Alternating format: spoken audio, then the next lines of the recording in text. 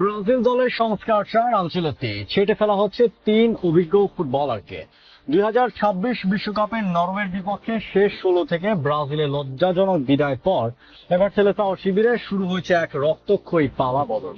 Coach Carlo Ancelotti সাফ জানিয়ে দিয়েছেন, ব্রাজিলের স্বর্ণযুগের সেই পুরনো সেনানীদের সময় এবার আনুষ্ঠানিকভাবে শেষ।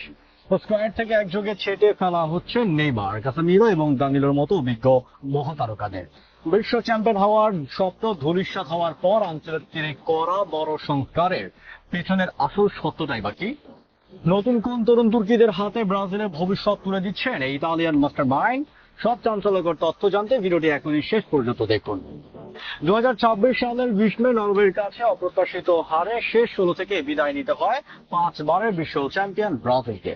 বহু প্রতীক্ষিত হেক্সা জয় সেই স্বপ্ন ধূলিসাৎ হওয়ার 24 দিন পর মুখ খুলেছেন Selecao coach Carlo Ancelotti. Brazilian জনপ্রিয় সংবাদ মাধ্যম গ্লোবো স্পোর্টে কে দেওয়া এক বিস্ফোরক সাক্ষাৎকারে নিজের প্রথম বছরের কাজের মূল্যায়ন করতে গিয়ে আনচেলত্তি স্বীকার করেছেন যে বিশ্বকাপে কৌশলগত কিছু বড় ভুলে হয়েছিল তার। তবে অতীত নিয়ে পড়ে না থেকে তিনি সোজা তাকিয়েছেন ভবিষ্যতের দিকে।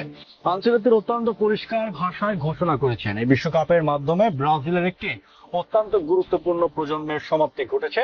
নেইমার, দানিলো, কাসেমিরো বিশ্বকাপে 30 বছরের সেই বেশি বয়সী যেসব খেলোয়াড় ছিলেন তাদের আন্তর্জাতিক জাতীয় দলের সময় এখন শেষ।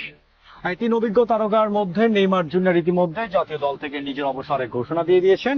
অন্যদিকে 35 বছর বয়সী দানিলো এবং 34 বছর বয়সী কাসেমির আনুষ্ঠানিকভাবে মুখ না খুললেও আনচেলত্তির বক্তব্যে স্পষ্ট হয়ে গেছেন যে দল পুনর্গঠনের প্রক্রিয়ায় তাদের ভবিষ্যৎ পরিকল্পনা থেকে পুরোপুরি বাদ দেওয়া হয়েছে। আনচেলত্তি এখন আর সুদূর 2030 সালের বিশ্বকাপ নিয়ে খুব বেশি মাথা ঘামাচ্ছেন না।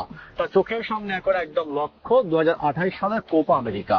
আনচেলত্তির সুনির্দিষ্ট পরিকল্পনা হলো ঘরোয়া লিগ বা ইউরোপের দলগুলো এমন কিছু নতুন ও ক্ষুধার্ত তরুণ খেলোয়াড় খুঁজে বের করা যারা দ্রুত দলে এসে নিজেদের সেরাটা উজাড় করে দিতে পারবে। দীর্ঘমেয়াদে একটা শক্তিশালী দল দাঁড় করাতে হলে কঠিন সিদ্ধান্ত নেওয়াটা সময়ের দাবি ছিল বলেই মনে করছেন ফুটবল বিশ্লেষকেরা।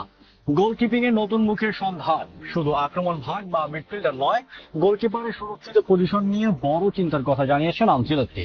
অভিজ্ঞতার বিকল্প আলেসন বেকার ও অ্যাডারসনের মতো বিশ্বমানের গোলকিপারদের দীর্ঘদিনের অবদানকে সম্মান জানিয়ে আনচেলত্তি মনে করে দিয়েছেন যে ভবিষ্যতের কথা ভেবে এখন থেকে বিকল্প ভাবতে হবে। তরুণদের সুযোগ, ব্রাজিলিয়ান লিগে আলো ছড়ানো উদীয়মান তরুণ গোলকিপারদের পারফরমেন্স খুব নিবিড়ভাবে পর্যবেক্ষণ করা হচ্ছে এবং খুব সতর্কতার সঙ্গে তাদের মূল্যায়ন করে জাতীয় দলের সুযোগ দেওয়ার পরিকল্পনা করছে কোচিং প্যানেলের। অভিজ্ঞদের ছেটে ফেলে তরুণদের নিয়ে কার্লো আনচেলত্তির এই কড়া সংস্কারের সিদ্ধান্ত কি ব্রাজিল ফুটবলকে আবারও বিজয়ের পথে ফিরিয়ে আনতে পারবে? বন্ধুরা, নেইমার, কাসেমিরোর বাদ দেওয়া আনচেলত্তির এই সাহসী সিদ্ধান্তকে আপনি কিভাবে দেখছেন? 2028 কোপা আমেরিকার জন্য তরুণদের নিয়ে গড়া এই নতুন দল কি আগের গৌরব ফিরিয়ে আনতে পারবে? আপনার মূল্যবান মতামত কমেন্টে জানান।